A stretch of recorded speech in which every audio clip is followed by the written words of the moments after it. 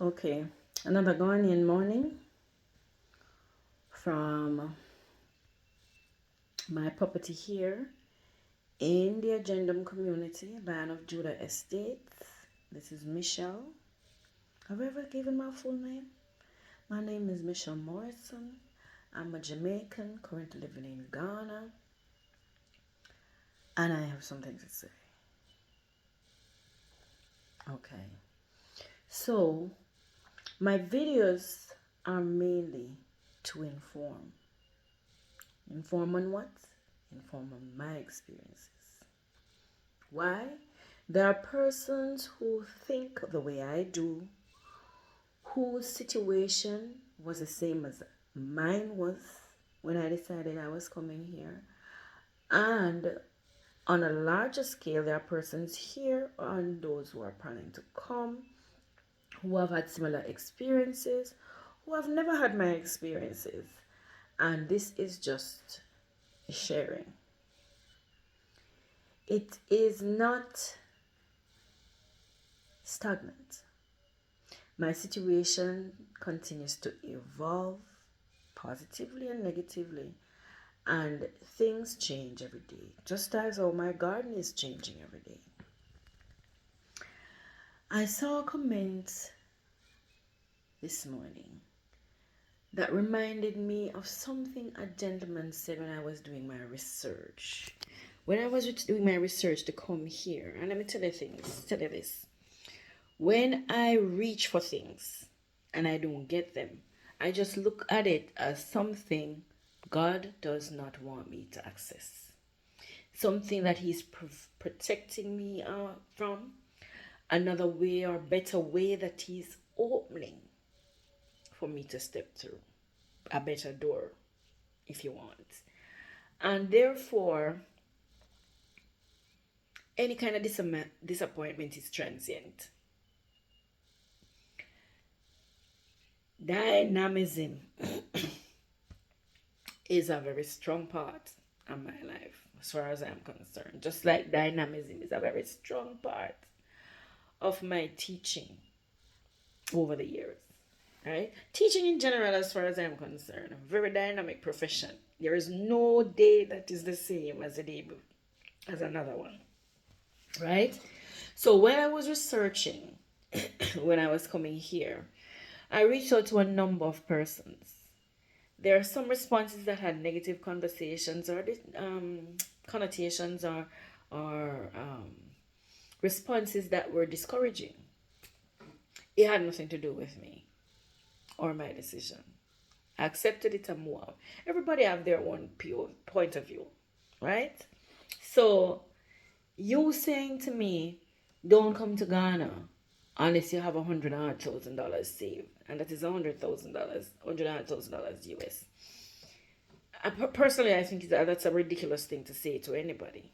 Does that mean only those who can afford it should try to come to Ghana? I say no. I don't believe that. One of the persons I reached out to was a gentleman who had, I think he has a YouTube channel, and he basically said, if you don't have any savings, don't come. No. That could hit me two ways, and it probably did. I didn't have any savings. Definitely, I didn't have anything near. I didn't have 100,000 US put on anywhere.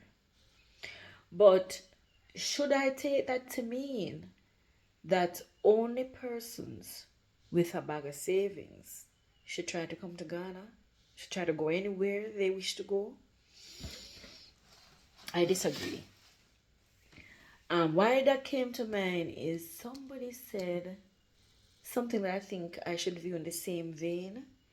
Basically, that if you don't have money to do certain things here, it's probably best. I think one of the point was if you can't visit a number of times and check out your community and check out your this and check out your that, you shouldn't come. Um, I don't agree. I do not agree. For those persons who can afford to make a number of trips to Ghana, to decide which community is the best community to be in, by all means do so. For those persons who have enough money when they come to immediately build a huge fence surrounding your entire property, by all means do so. For those persons who already have businesses in the US and when they come to Ghana, they can just transfer the business or transfer the benefits and profits of the business to live off. That's fine. Power to you. Not everyone does. I don't believe that means that if you don't have a business in the US that can support you here, don't come. Don't agree. I did not have any savings. I lived from paycheck to paycheck. I've said that over and over. And my reasons for coming to Ghana is not to live big, is not to pretend I'm richer than the Ghanaians. It's not to live richer than the Ghanaians. It is simply me transferring my living, my life, from one place to another and continue to live. That means embracing the good and the bad, positive and negative, whichever term you want to use. That is just me continuing to live as I lived in Jamaica, as I lived in the US. I've been to Dominica, I lived for a very short time, and then I moved on. Here is a little bit more permanent. And while there are financial challenges here, let me tell you, I had financial challenges in the US, I had financial challenges in the country of my birth. As far as I'm concerned, there will always be financial challenges. It does not mean that it will stop me from making decisions that will continue to be challenging or that will make my life continue to have financial challenges. It does not. I don't know why anyone else is coming here. But I really, really believe that if you're coming here and you're thinking that if you cannot find a way to survive financially, it means you should abandon all plans to come here. I don't think you're coming here for the right reasons. That's just my opinion. It isn't a fact. I have not researched any kind of statistics on the reasons why people come here. I am just saying that my reasons for coming to Ghana are my reasons. The way I got here is the way I got here. Some people may share similar experiences. Some people may share totally different experiences. But it's their experience. It's my experience. I am not going to decide that I made a wrong decision to come here because I'm having financial challenges. If I'd remained in the US, I'd still be having financial challenges. And if I had returned to Jamaica, I would still be having financial challenges. Coming to Ghana was a reset for me. Something that I desired to do. Something that I think was a very good decision. No matter what my experience, and I've said this before, no matter what experience I am sharing, have shared, and will share, it does not change why I came here, why I will remain here. So please don't. And I hope these persons don't do it to other persons. Tell them not to come, basically. if they don't have enough money to do certain things. It boggles the mind, really. That didn't stop me. The gentleman who said that, I laughed. There's another person who cautioned me. And I guess this goes back to it's not what you say, it's how you say it. A little bit. He discouraged the idea also if you came or was planning to come and you didn't have enough money to do certain things. He discouraged the idea. But he did it in such a way that left me or gave me the opportunity to share a little bit of my background and why I believed that regardless of the shortness of my funds, I believed I would survive. I've survived so many things in my life. So many things. I survived my family. I survived 2 marriages. I survived the US. I survived Jamaica. And that, I believe, prepares me to survive Ghana.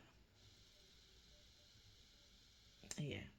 So regardless of the fact that I do not have a permanent fence, regardless of the fact that I have experienced people just walking on my land, people breaking into my house, people messing up the building of my house, despite all of that, I will survive. All right? So, and I'm going to be a positive person about some of these comments. I am a positive person about these comments. In fact, many of these comments not just address me, they share who you are. So please think about your comments you're making.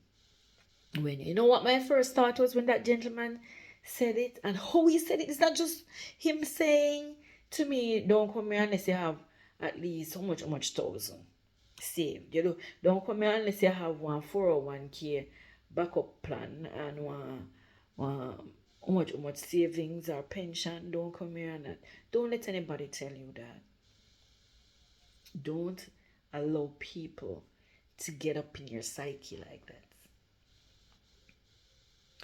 My first thought was when that gentleman said that was like, obviously he thought Ghana was just for him. Persons who have the means up front. And it's not. Ghana is for everybody. Persons who think they just want to get back home. Persons who think that they just want to get to somewhere on the motherland. Persons who just think that they were introduced to Ghana in a way and the peace that they figure is here, they want it. Ghana is for everybody. Anybody. Rich, poor, middle. So try not to let people discourage you about coming here. Try not to let people tell you that you must have thousands of dollars in savings. You must have a pension. Is it going to be easy? It's not. I have a friend here who came here and she has no job. She has no job. I think she visited before. She chose her community. She's still having challenges. I never visited before. I have had challenges. It's part of life. It does not negate anything. All right? So my experience has taught me that it doesn't matter what kind of plans you put in place when you step. You can step and still fall. But you can step and stand firm as well. All right?